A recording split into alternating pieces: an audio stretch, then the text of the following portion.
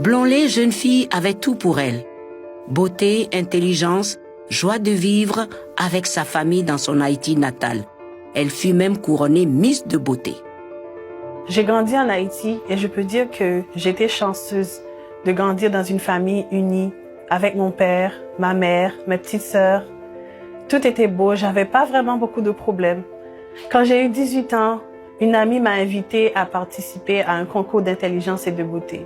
J'ai pris part à ce concours qui s'appelait Miss Vidéomax et j'ai gagné ce concours.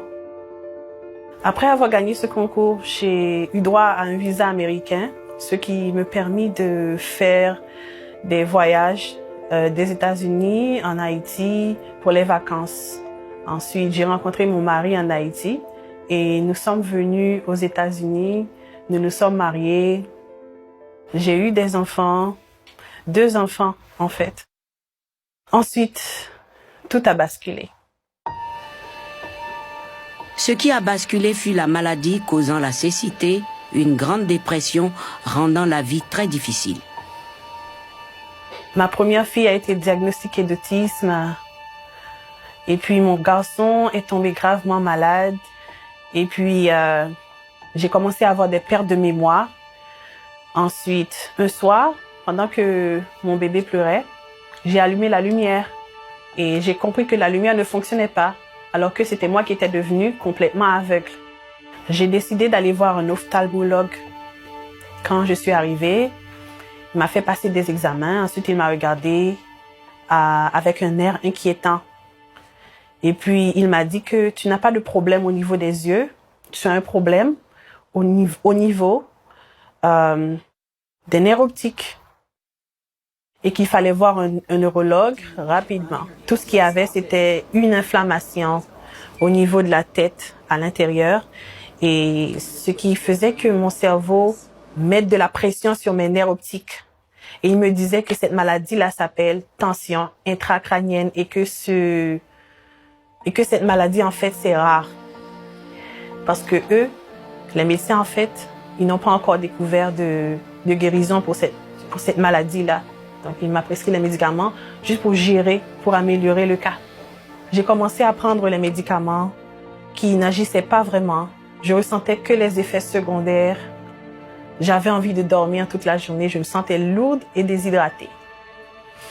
Et quand le médecin a entendu que je voulais pas prendre les médicaments, il m'a dit que tu as déjà perdu ta capacité visuelle de bien lire. Ça ira en augmentant. Et tu peux aussi perdre l'audition avec cette maladie. Et si tu ne guéris pas, si tu ne t'améliores pas, tu pourrais mourir. Après ce verdict alarmant du médecin, Blonlé, désespéré, cria à Dieu.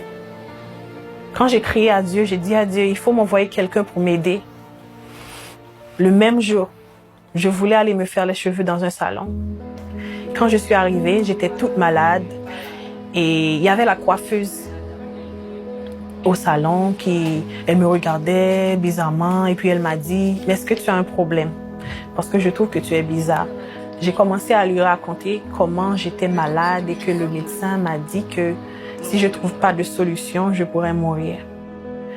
Et elle a dit « Au nom de Jésus, tu mourras pas, tu vivras et tu raconteras les œuvres de l'Éternel. » J'ai senti une force que je peux décrire comme de l'électricité sortir d'elle, rentrer sur moi, passant par ma colonne vertébrale jusqu'à ma tête.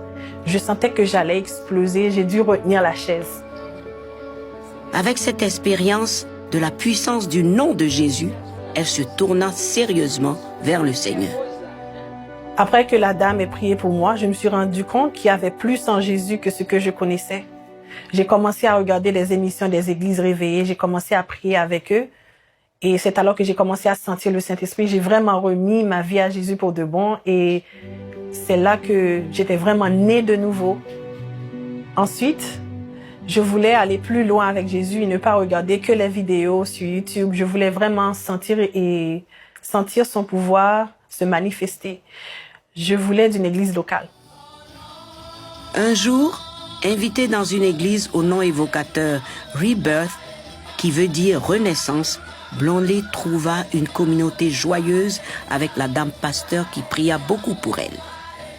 La pasteur, elle était très compatissante. Je lui ai raconté mon problème. Elle se sentait très concernée et elle m'a dit que tu vas guérir, tu vas témoigner. Et à chaque fois, elle m'imposait les mains. Elle priait pour moi sérieusement. Et puis un beau jour, après avoir fait un jeûne d'un jour, j'ai commencé à me sentir mal. J'ai eu la migraine, j'ai eu la nausée. Je suis allée dormir. Et puis dans mon sommeil, j'ai eu un rêve. Dans mon rêve, j'ai vu Maman Patricia qui priait pour moi. Elle m'imposait les mains comme elle faisait dans le monde normal. Mais il y avait quelque chose dans mon estomac qui voulait sortir. Et c'est comme si j'étais en train de rejeter une mauvaise nourriture, mais on ne voit rien. C'était juste collé dans ma gorge. Elle m'a dit, continue. C'est un démon qui veut sortir. Et puis j'ai continué. J'ai senti le truc sortir de ma bouche. Ensuite, elle m'a dit dans le rêve, tu es guérie. Boum, je me suis réveillée. Et je me suis dit, bon, c'est peut-être juste un rêve comme ça, mais quand même, je me sens mieux. Je vois mieux. Quand même, je me sens mieux. Et pour confirmer cela, j'ai pris rendez-vous chez mon médecin. Et quand le médecin m'a vu, il m'a dit, ah, tu as encore pris du poids. Tu sais que cette maladie-là, ça s'empire avec le poids, donc ça s'est certainement empiré. Il m'a fait passer par ces appareils-là, tout ça. Et puis il m'a regardé, il m'a dit, mais l'inflammation n'est plus là. Mais tu as pris du poids, l'inflammation n'est plus là, tes nerfs optiques ne sont plus enflés, ton cerveau va bien. Tu vas bien? J'ai dit, oh, wow, c'est pour ça que je peux bien voir. Il m'a dit, oui, tu peux bien voir, tu peux conduire, tu peux tout faire. Il était content parce qu'il n'espérait pas que j'allais guérir. Même les infirmières qui m'avaient vu la première fois, qui me regardaient comme ça, en disant, wow, cette fille-là, elle a la tension intracrânienne très élevée parce que c'est à 33 mg de mercure. Et maintenant, elle me regarde, elle voit que je suis guérie. Ils étaient tous étonnés. Et il m'a dit que je pouvais conduire. Et maintenant, je peux lire, je peux conduire, j'ai plus de migraine. J'ai même pris un cours. Je peux étudier maintenant. C'est comme ça que Dieu m'a guéri. Vraiment. Je me sens en vie maintenant. Je n'ai plus ce découragement de vivre. Et j'ai de la patience pour compléter ce que j'ai commencé à faire parce que durant la maladie, je pouvais pas. C'était vraiment un problème total qui affectait mon corps physique, en même temps mon âme et mon esprit. Et Jésus m'a délivré de ça, comme il m'avait dit. Jésus est tout. C'est vraiment l'amoureux de mon âme. Il est tout. Il est vraiment tout. Faut jamais oublier ce nom. Jésus. Peu importe ce qui vous arrive, Jésus.